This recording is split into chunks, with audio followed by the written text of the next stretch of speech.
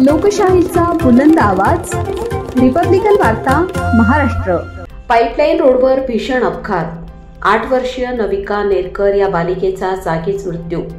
Ambulance उशिरा आल्याने नागरिकांचा संताप। बातमी नाशिक येथून। पाईपलाईन रोडवरील जिओ पेट्रोल पंपासमोर आज सकाळी एक अत्यंत भयानक अपघात झाला।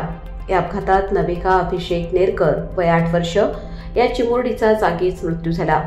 अपघातानंतर परिसरात प्रचंड खळबळ उडाली असून घटनास्थळी नागरिकांची मोठ्या प्रमाणात गर्दी झाली होती। अपघाताची माहिती मिळताच सातपूर पोलीस तात्काळ घटनास्थळी दाखल झाले व पुढील तपास सुरू आहे। दरम्यान अपघातानंतर अँब्युलन्स उशिरा पोहोचल्याने स्थानिक नागरिकांनी तीव्र नाराजी व्यक्त केली।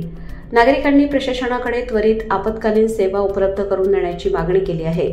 मृत चिमुरडीचा परिवार हा Ganagapur road, pipeline road, Kalenagar चौक परिसरातील असल्याचे समजते। या दुर्घटनेबाबत माजी नगरसेविका नैनाताई गांगुर्डे तसेच सामाजिक कार्यकर्ते किरण निगळ यांनी दुःख व्यक्त करत अपघात स्थळाला भेट दिली व घटनेविषयी अधिक माहिती घेतली।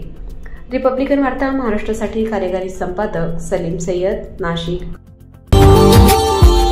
Subscribe now and press the bell icon. Never miss an update.